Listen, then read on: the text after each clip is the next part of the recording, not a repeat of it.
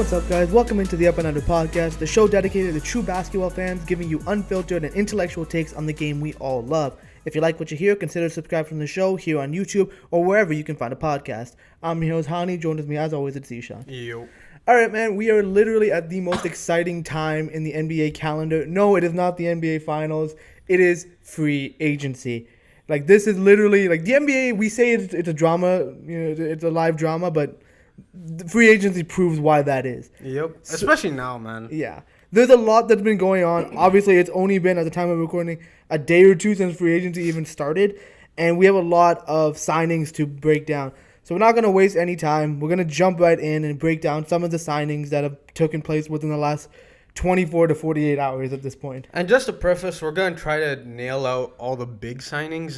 There's a lot of low-key signings that we probably want to talk about in another episode, but just because of timing reasons, we're just going to try to focus on the, bigger signings and bigger kind of moves. Yeah, exactly. So we're going to be focusing on some of the bigger signings and, giving you guys our thoughts on how they impact those teams and the league itself.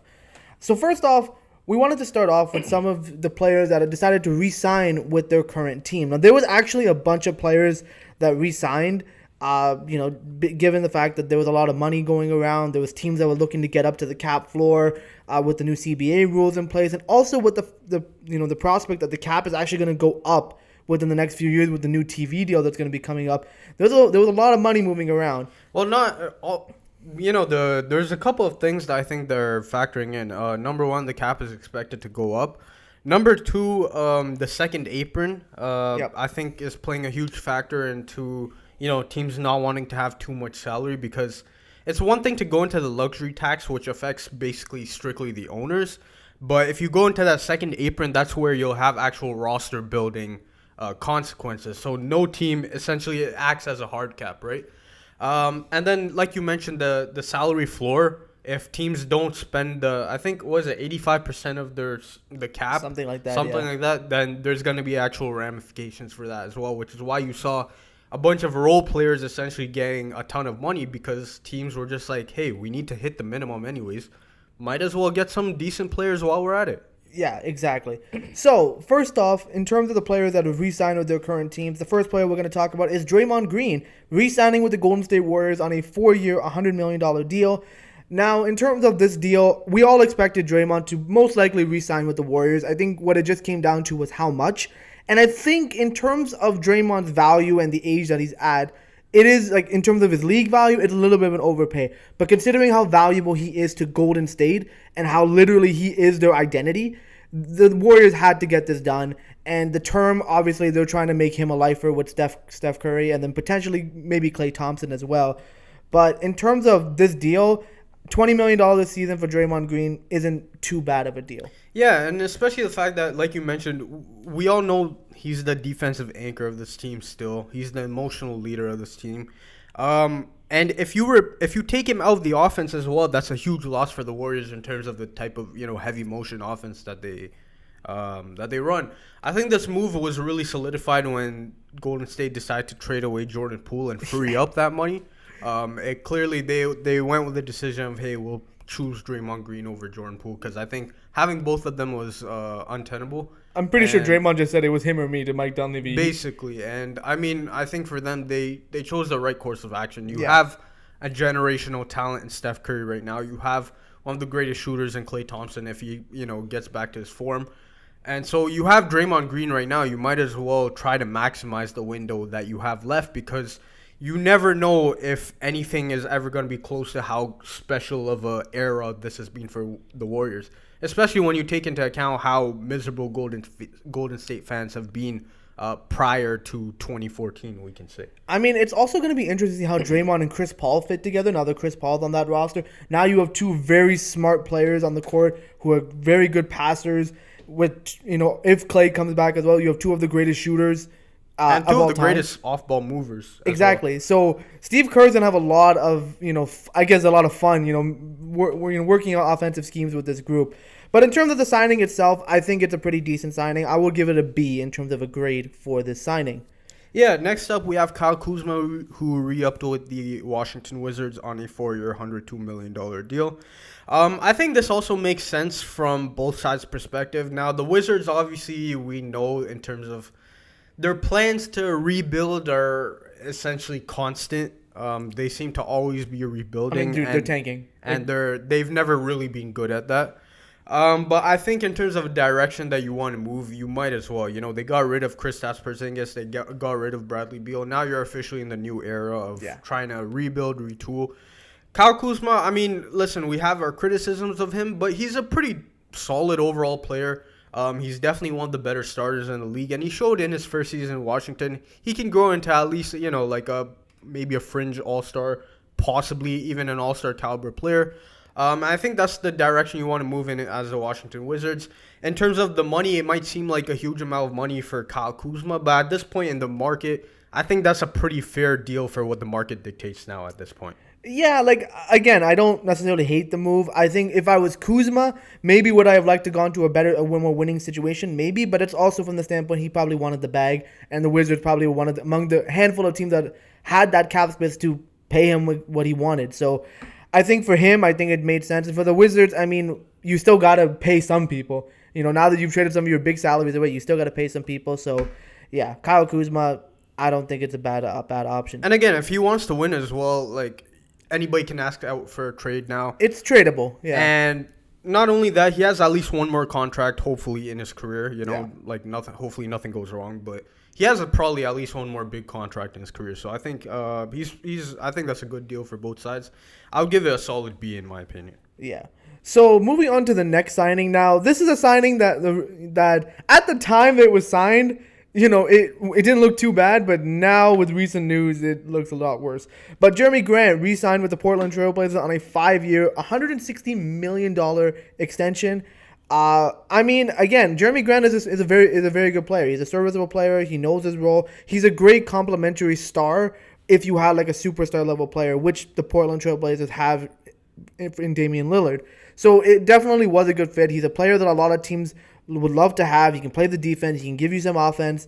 And again, he doesn't really command a lot of touches and a lot of attention, demands the ball on the offensive end. So Jeremy Grant is a really good player. Now, this is a little bit of an overpay from the Portland Trail Blazers, in my opinion. I think committing this much money to Jeremy Grant is definitely a lot, but considering the Trailblazers at the time were trying to appease to Damian Lillard and try to make sure to keep him happy, that's what the rationale was for making sure they try to keep Jeremy Grant, long term. So in terms of the move itself, I mean, we'll get into it a little later, but at the time I thought it was a B, but now I'm going to give it a C. Yeah, man. Even when I made my initial reaction on IG/YouTube, make sure you guys check out those clips if you haven't already. On our social media and on our YouTube. I even called that this was a bit of an overpay, and I was also wondering what the ramifications of this would be for the Damian Lillard situation because, again, he's a good player to have, but with, you know, him taking up around $35 million a season, how do you try to build a contender off of that? Like, who else do you get? Like, because again, like he's a good third star, but you still need that second superstar level player next to Dame, and that was always that concern. Exactly, and now with the Damian Lillard situation, which Hani, like you said, we'll get into a bit later, but it's looking a bit rough now. You're gonna have, you know, you're gonna be paying Jeremy Grant like $35 million a season for 5 years potentially, which.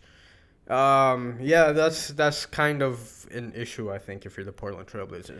Granted, for them at this point, it seems that they're going to be going full rebuild mode, so it is what it is. It's not too big of an issue then, but still, the price point is it's a bit hefty. Yeah. Next up, we have Jakob Poeltl, who re-signed with the Toronto Raptors on a 4-year, $80 million deal.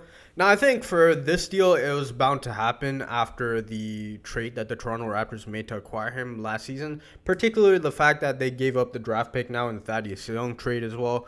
And so I think this was a good deal for both sides.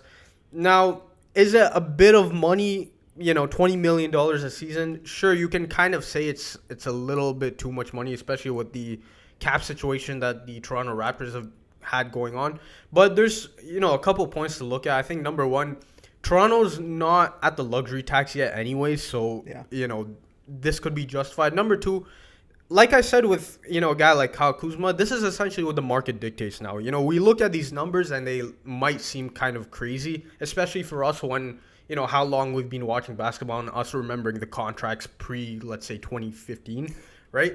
But I think this is essentially what the market is for Jakob Poeltl. He's a pretty good center. He's probably, a top 10 center in the league. And you're retaining him for $20 million a season. I think that's pretty good value for the Toronto Raptors. Yeah, I mean, in terms of the deal itself, the Raptors had to re-sign him. Like, there was no alternative to that. You gave up a first rounder for him, next year. So you had to, get him back on the team. Now, in terms of what the number was, I think ideally for the Raptors, they would have probably wanted him in the $15 to $18 million range. But I think because of how in demand Jakob Poeltl was, and obviously for him, he wants to secure the bag, which can't really blame him for it. It does make sense that he jumped up to the $20 million range, which again, now after a few other moves that happened for the Raptors, now it doesn't look as bad moving forward. But hey, I'm happy to keep Jakob Poeltl on the team. Yeah, man, I'd give this a solid, B plus. I think it's a good move for both sides. Yeah. Now, next up, this was one a signing that, I mean, honestly, I think if you were living under a rock, you would be surprised, but everyone else, this is not surprising at all. Kyrie Irving re-signed with the Dallas Mavericks. This time, he signed for a 3-year, $126 million deal. Now, regardless of what Kyrie Irving tried to leak out to the media, his market was not very good. Like, a lot of teams are very hesitant to sign him, and especially some of the teams that he wanted to go to didn't even have the money to get him. So it was very, very unlikely that he would end up on another team. And for Dallas, because they made the trade and because they only really had like half a season, or let's even say like 17 games with Kyrie Irving and Luka Doncic together before they obviously shut them both down, I think they want to run it back. They want to see what they can do. And I think for the Mavs, they didn't let him walk for nothing, and they didn't sign him to a long-term deal. They gave him 3 years, which is not really too bad. It's not very long-term. But again, now they can also see if the Kyrie Luka thing will work out under a full season. So, I mean, it is what it is. I would say it's a B in my books, but, we'll have to see with time. I mean, essentially, this was like you damned if you do, damned if you don't situation, right? And I think for Kyrie, like you mentioned, there wasn't really much of a market for him. The only other teams that might have wanted to get him were teams like Phoenix and the Lakers, or maybe the Clippers potentially, all of which don't have the money to actually sign him unless Kyrie was going to legit go on a minimum contract, which I think would have posed some huge problems for the NBA in that That would case. be hilarious if he did it. But yeah, I think the Dallas Mavericks, essentially, they had to do it. And I think they got a decent hand out of this deal. They didn't have to pay that 5-year contract. And I mean, again, Kyrie is, no matter what his issues are, he'll always be movable just because of the fact that he's Kyrie Irving. He's too talented. That good. So yeah, I think overall, okay move. B, I think, is a fair assessment. Next up, we have kind of a couple of moves for the Milwaukee Bucks. Number one, Chris Middleton re-signing on a 3-year, $102 million deal, while Brook Lopez re-signed on a 2-year, $48 million deal. Chris Middleton, I think his contract is a bit hefty, but essentially you're still getting a guy who is just a couple seasons removed from being an all-star. He's not, I think, at his peak anymore, unfortunately, just because of injuries. But you were able to retain him, and as well Brook Lopez on a short-term deal, who is, he's about to retire in a couple of years. So you re-sign both guys on okay enough deals. You're essentially maximizing the window that you have right now. You never know when you're going to get a team of this caliber again next to a guy like Giannis Antetokounmpo, who has his own, questions coming up now, this season and the next season. Plus a new coach, new system. It makes sense for them to try to run it back and try to be as competitive as possible around Giannis, and also to convince him to stay. We talked about it in our What's Next episode for the Milwaukee Bucks, but essentially the Bucks are in a situation where they need to do everything they can to convince Giannis to stay in Milwaukee long term. Now, most likely Giannis will end up staying because he just seems like that type of guy. But yeah, re-signing Chris Middleton, who took a pay cut actually to stay in Milwaukee, his player option was actually more than what he's. He's making $8 million less. Yeah, so he took a pay cut, so it shows his commitment to winning. And I think for Brook Lopez, similar situation. He got a fair deal, $24 million is definitely a little expensive, but the fact that he was a Defensive Player of the Year candidate, an All-Defensive Team member, and could potentially still have another good couple of seasons, it doesn't seem like a bad piece of business And for for Milwaukee. both guys, Chris Middleton made his career in Milwaukee. Brook Lopez essentially revived his career in Milwaukee. So, like, why get out of a good situation where you've had good people around you? And it's just the ideal situation for both guys. So I don't hate it at all. I'd give this overall B plus grade. Yeah, and finally, we got to talk about the Los Angeles Lakers and a bunch of re-signings that they made, which, again, surprises me. I don't know where they're getting this money from, but somehow the Lakers managed to re-sign Austin Reeves. Lakers always do this, man. I don't know how they do it, but regardless, the Lakers re-signed Austin Reeves to a 4-year, $56 million deal. This was probably the biggest surprise in terms of everyone was expecting Austin Reeves to get the 4-year, $80 million deal, but he took a discount to stay in LA. 4 years, 56 is a very affordable contract, especially for the talent that Austin Reeves is. And the next re-signing that really surprised me was Rui Hachimura. The Lakers re-signed him to a 3-year, $51 million deal. Now, we all thought because they had to re-sign Austin Reeves that Rui was probably on his way out of LA, but the Lakers would manage to even keep him as well. They even kept D'Angelo Russell on a 2-year, $37 million deal. Which, again, like D'Lo, he was serviceable for them. He can still provide some offense, provide some playmaking. And again, they were able to re-sign all three of these guys, among also signing other players, which we'll talk about a little later. The only guy they couldn't really re-sign was Dennis Schroeder, who they already replaced. We'll talk about that in a little bit. But these were all decently affordable deals. And like I said, the fact that they signed all these players makes me question, where is this money coming from? I mean, Rob Pelinka, I think he did it again. He's made some bad choices in the past, but he's shown that he's a good GM. As long as he's not making, I think as long as he's not pressured to make LA decisions, essentially. He built that championship contender from scratch. He built a pretty damn good team. I think that could have gone back to back if it wasn't for the whole 2020 situation that happened, or the 2021. I think a lot of the especially LeBron's injury that when Solomon Hill damn near broke his ankle. I think they could have really gone back to back with that team. They had a pretty good team. It's just it was bad timing. That 2022 situation, essentially the Russell Westbrook thing killed the whole vibe for 1.5 years. But we saw last trade deadline he really regrouped this team, and now they're essentially kind of running him back. Now they still have one hole at the backup center spot, but if you get a decent, affordable backup on like a minimum, I think Rob Pelinka's done it again. He's done a masterclass again, I think. Yeah, I think just on the re-signings alone, we got to give the Lakers an A for all these moves. So those were some of the the players that re-signed with their current teams. Now let's get into the new signings, players that went to different teams. And I think for us especially, we got to start off with this one. Fred VanVleet signed a 3-year, $130 million deal with the Houston Rockets. Now, for the Rockets, they had a ton of cap space, and they were targeting a veteran player with a winning pedigree. Now, we all thought it was going to be James Harden, but they ended up pivoting away and focusing on Fred VanVleet, and they had a ton of cap space. They were able to throw $40+ million at Fred VanVleet. And basically, Fred is going to come into a situation where he gets to teach those young players, be able to take a bunch of shots, and be in a very less pressured environment, makes a ton of money because Texas is a tax-free state. Oh yeah, sure, yeah. Yeah, so he's gonna be making that money. He's gonna make especially a ton of compared money. to Toronto with our taxes, bro. And he gets away from Canadian winters. I mean, for Fred, you can see how it makes sense. And I think just from the standpoint of it's a 3-year deal, so even Fred can get to free agency once again. He'll be only 32 years old. He'll have one more contract. He'll have one more contract, and he'll make his money. And I think for him that makes sense. For the Rockets, it makes sense that, hey, you need to get to a cap floor. All you guys are on rookie contracts anyways. Why not, throw some money at a veteran who will help some of your players like a Jalen Green, like Amen Thompson, and all these other guys that you have on your team. He'll help these guys get better along with Ime Udoka. So, yeah, Fred VanVleet, I mean, it sucks as a Raptor fan to lose him, but we all knew the Raptors could not afford to pay this contract. I mean, I think, all the reasons you mentioned are, good for both sides.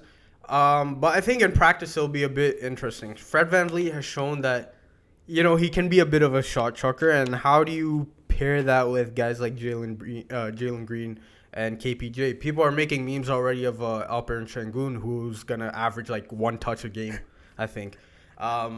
Plus, you have Amen Thompson and whatnot now too. So I think there is potential for a lot of good to happen, but if you're thinking that the Rockets are gonna win any more games this season, I don't think that's gonna happen. I mean, Richard Jefferson was trying to, manifest this. They were trying to manifest the Rockets in the playoffs with, getting Fred, getting Brook Lopez, and, potentially making a run at it. But yeah, that's probably not going to happen. And I mean, again, you are paying him $43 million a season, which is an overpay, but like Hani mentioned, it's only 3 years. By the time Fred's contract is done, you'll have Jalen Green's extension and whatnot, to think about. So, I mean, it works, I guess. But yeah. Yeah, it's definitely an interesting move. In terms of what I'd give it, I think from the on-court fit and factoring in the fact of the contractual, situation, I would say I would give it a B minus for now. It could turn out pretty well. I think for Fred it's an A plus, but I think for the move in general, I'd Bet say on yourself. Yeah, exactly. He bet on himself and he got that bag. So shout out to Fred. But yeah, B minus. Next up, we have another Raptors connected guy, Dennis Schroeder, going to Toronto on a 2-year, $26 million deal. This was essentially the mid-level exemption. I think, after talking about Fred VanVleet and what he's done for Toronto, listen, a lot of fans who hated Fred VanVleet this past season are going to realize what it's like to lose a starting caliber point guard like Fred VanVleet. It's going to suck. It's going to suck. The good thing for them is that, though, they signed another, starting caliber / 6-man caliber point guard with Dennis Schroeder on a pretty affordable contract. Like I said, It's the MLE, so it's not that bad. It's only a 2-year deal, so it's a very tradable contract. And if it doesn't work out, you cut bait, and that's about it. But I think it's a pretty decent replacement for a guy like Fred VanVleet. Now the Raptors are definitely going to take a step back with this move, I think, especially shooting wise. And in the pick and roll, I think Jakob Poeltl will have a bit of a tougher time. Fred VanVleet's passing in the pick and roll to Jakob Poeltl last season was really, really good. And Dennis Schroeder is not the passer that Fred VanVleet is, nor is he the not the passer nor the shooter. Defensively, he might be better. Fred VanVleet's legs have kind of looked cooked for the past 2 years. So I think overall, I think this was a pretty serviceable replacement. I mean, if you're gonna lose Fred, you should at least get at least a decent NBA guy back. And the Raptors ended up doing that. Schroeder is a bona fide. He's an NBA player, a solid NBA player. He's been on a couple of good teams, a couple of bad teams. He's been in situations. He also has a connection with Darko Rajakovic because of his time in Oklahoma City. So I mean, it's not a terrible move. Obviously, it's not gonna be the same as having Fred VanVleet. They're both different players, and Fred is better than Schroeder. That's just obvious. But I think in terms of what Schroeder can provide, he'll provide you some ball handling. He'll still provide you a steady hand at that position. And I think what this opens up an opportunity for Scotty Barnes to take up more of that playmaking element where he can now work that pick and roll chemistry with Jakob Poeltl. That might work as Scotty's been he's been a very gifted passer. So hopefully maybe the openness of Darko Rajakovic's system can help unlock his game even further. But I think interestingly, it'll be interesting to see what a downhill threat can do at the point guard position for the Raps, because they haven't had that. Kyle Lowry was never really a downhill threat, though he did pull it out a couple of times. Fred VanVleet was not that, but Dennis Schroeder definitely is that, so it'll be interesting to see how that works. I think overall I'd give it a B. I mean, it is what it is. Yeah, it's a cheap contract, and it is what it is. Next up, we have Bruce Brown. He signed a 2-year, $45 million deal with the Indiana Pacers. Now, obviously, shout out NBA champ Bruce Brown. Played a huge role for the Denver Nuggets. Obviously, we kind of all expected that the Nuggets would probably not be able to retain him except for Mike Malone. I guess he didn't expect it, but I mean, unless Bruce Brown took a massive pay cut to stay, I mean, it's hard for him to turn down $22.5 million a season for the Pacers. It's a 2-year deal. And again, Bruce Brown brings a lot of winning qualities to a young team in the Pacers that are looking to be a lot more competitive. Obviously, they just re-upped Tyrese Halliburton. They still have, Miles Turner, Ben Mathurin, Andrew Nembhard. They have all these great young pieces. Adding another, energy, hustle, hardworking guy like Bruce Brown to that mix with championship experience now is only going to help their team grow. And also, Indiana has cap space and they have nothing else better to do. So, why not sign Bruce Brown to $45 million over 2 years? Yeah, man, I think this works out for both sides. Like you mentioned, like Indiana, they essentially like they don't have anything to do. So like why not like throw some money at a guy who can help win a couple of games now, help mentor the young guys. He's been through the grind. He started off as essentially a G League guy. And he worked his way all the way through the ranks in the NBA. So I think it's a great influence to have on the younger guys. And Indiana has the cap space to do it, so why not? Yeah, so in terms of a grade, I'd give this one a B+. I think it's a pretty solid signing all around.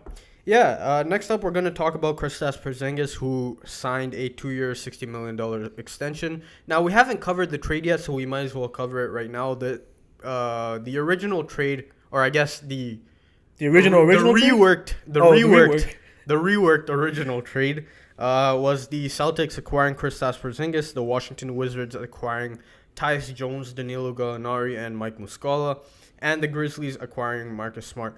So starting off with the Boston Celtics, I think this is a great move for them. They get a third star right now who, in the pick, I think the pick and pop will be absolutely deadly with Kristaps Porzingis. He's been a career 40% three-point shooter, and you've really been missing that piece with the Boston Celtics. Al Horford's shot has been a bit inconsistent for the last little bit of last season. He's just a corner three-point shooter. You just get Al Horford spot up, it's money. Everywhere else, no.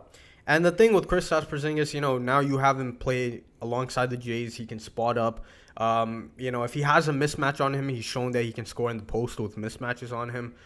He can also, defend the rim. So now you don't have to have a non-offensive threat like Robert Williams play, closing minutes if you don't want him. Because Kristaps Porzingis can fill that role. Not, defensively he won't be as good as Robert Williams, obviously, but he still fulfills the same kind of role. Or you play them both together. I mean, that's a lethal defensive combination as well. Exactly. And Al Horford, with his age now, he can take a bit of a step back now. I think this is overall a really good move for the Boston Celtics. Also, the fact that he's on a 2-year deal now, it's going to be right in time for the, Jaylen Brown, Jason Tatum extensions, which will probably happen. Jason Tatum's at least will definitely happen. And so I think before the money starts all kicking in, you have Kristaps Porzingis to try to make that win-now situation tenable. Yeah, I think in terms of getting Kristaps, it's definitely a good risk for the Boston Celtics to take, especially after not being able to reach the finals, just not being able to get over that hump. Getting another star and a different look of player to come in to pair next to Jason Tatum and Jaylen Brown. I think it's an interesting experiment, and I want to see Kristaps Porzingis play meaningful games. So this is going to be a good opportunity for him to, there's a lot less pressure for him because he has 2 superstar-level players next to him. So it's definitely going to be an interesting move for the Celtics. For the Grizzlies, they acquired Marcus Smart. I think this was a great pickup for them. They obviously needed a mentor. Now they have another one with Derrick Rose as well. So I think the Grizzlies made it a priority to get some mentor-level guards in there for John Morant.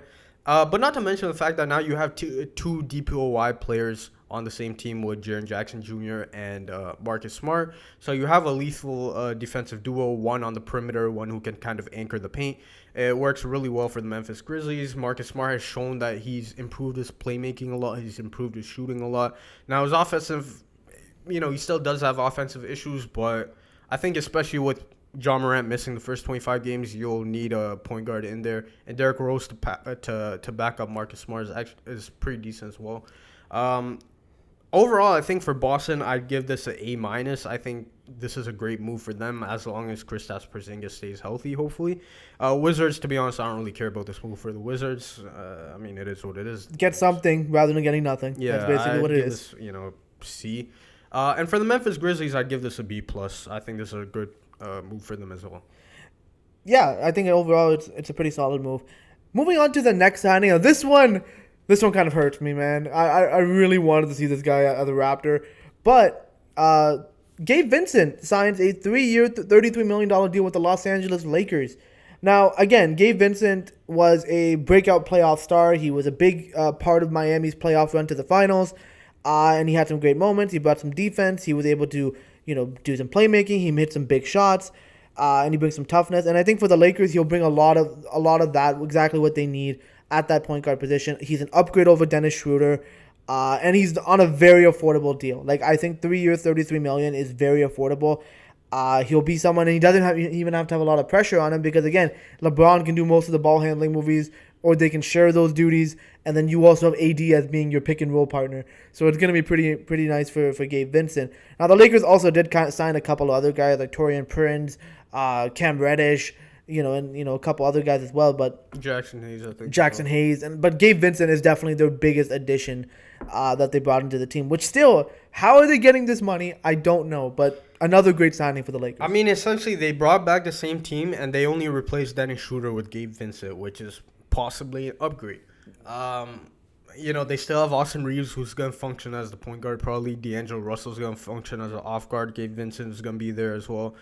I mean, I don't know. Like you said, I don't know how the Lakers did it, but Rob Pelinka put on a masterclass this free agency for sure. Yeah. So in terms of a grade, I'll give this one an A. I think this was a very solid pickup for the Lakers. And finally, we're going to talk about Max Strus, who signed a 4-year, $63 million deal with the Cleveland Cavaliers via sign and trade. So the Miami Heat got a second-round pick. The San Antonio Spurs got Jetty Osman, Lamar Stevens, and a second-round pick.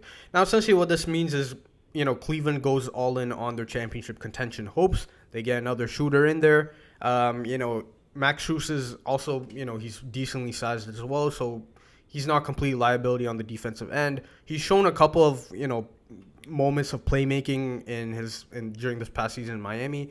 But mainly they got him in there to be a floor spacer next to Donovan Mitchell, Darius Garland, and especially next to their bigs in Evan Mobley and Jarrett Allen. So I think, this is a proper deal for them. He's not on too big of a contract. $63 million over 4 years is not that bad. $18 million a season. Yeah, and then the Spurs get a couple of players, essentially the pick. Miami gets a pick, and the main thing for Miami, as we see now, is essentially them freeing up cap space. Yeah, I think in terms of Max Strus going to Cleveland, I actually really like it. I think for them, it gives them that floor spacing. It gives them that another guy that they can use to space the floor, which is great. And plus, Max Strus can also play off the dribble as well. He's shown an ability to be able to attack the basket and finish, and he's not a huge liability on the defensive end, although Cleveland also has guys that can, cover up for any liabilities. I mean, they were the best defensive team in the league last season, so. Yeah, so adding a guy like Max Strus is only going to make their offense better. I think for Cleveland, I think it's a pretty solid move. And from Miami, like you said, they're clearing up cap space for what we're going to talk about a little later. And for the Spurs, I mean, shout out the Spurs, bro. They got some vibes with Chetty Osman. I mean, I don't even know if he'll be there, to be honest. Yeah. Overall, I think for Cleveland, this is probably a B tier move. Miami also probably a B minus tier. And for the Spurs, I mean, they got like a pick out of it, rebuild, A minus. So I think overall, yeah, those were some of the biggest signings to new teams that we want to talk about. Obviously, we'll probably talk about a couple of other guys in, more episodes down the line. But essentially, these were the biggest signings and the biggest moves of the first 24 to 48 hours of NBA free agency. Yeah. And moving on into the up and under segment this week, which is basically just two huge pieces of news that we just have to talk about. First and foremost, are you up or under on James Harden opting in to his $35.6 million player option? However, he will now be working with the Sixers on a trade to a new team. I mean, I'm in on it just because of the fact that I guess it adds more drama. Nobody really saw it coming like that. So I think this move stems from the fact that he essentially saved the Sixers around $15 million last season or whatever it was. Yeah. And I think he expected that he would get that value back in contract negotiations. It seemed that didn't happen, so he was like, okay, you know what, let me take this player option and then let me get out of here. So I think the Sixers will have, a bunch of questions on their hand now. Tyrese Maxey's extension is also a discussion that they're going to have as well. So I think this is a very interesting move for the 76ers. It poses a lot of questions for them in terms of what they want to do. Now they have a new coach as well with Nick Nurse. So I think, Tobias Harris has basically wanted out for the last couple of years. It's an interesting time in Philly. Yeah, I think it's interesting when you think about the way James Harden got to this situation. I think when he realized that the contract negotiation with the Sixers weren't going the way he expected. But I think when he also looked at the market and looked at what some teams that he'd be willing to go to would have access to spend because of the new CBA rules. I think this opting in and getting a trade is probably the best move for both sides. It allows James Harden to be eligible to be traded to any team in the league as long as they can match salary, and they also gives the Sixers an opportunity to potentially string together a package to get another star or get some good value back for James Harden. And Daryl Morey hasn't been afraid to stretch these trades out, like as trade requests, like as he did for Ben Simmons. So Daryl Morey is going to take his time and probably find the right move to send James Harden to. But I think it's definitely an interesting situation in Philly, especially considering the fact that they need to maximize these years with Joel Embiid, and they have to get a championship at some point. So definitely very interesting to see what James Harden will be doing. And also for James Harden, just one more point. This is probably going to be his last big contract. Oh, yeah. Right? So he wants to maximize the time that he's got left in terms of, the financial incentives. I think at this point, he reportedly requested, he was looking at the Houston Rockets before. I think that signals the fact that he's kind of accepted that he might not get a ring in his career, so might as well just max out how much money he can make.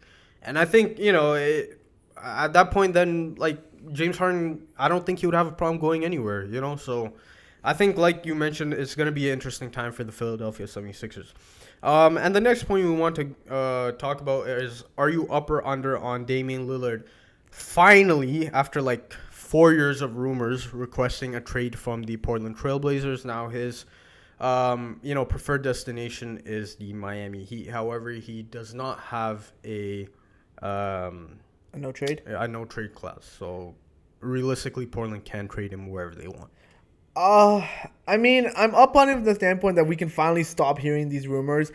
And finally, no more, I'm about to grind, I'm out the grind, oh, man, I was so sick of that, bro. Listen, I respect Damian Lillard's loyalty because he wanted to get it done the right way.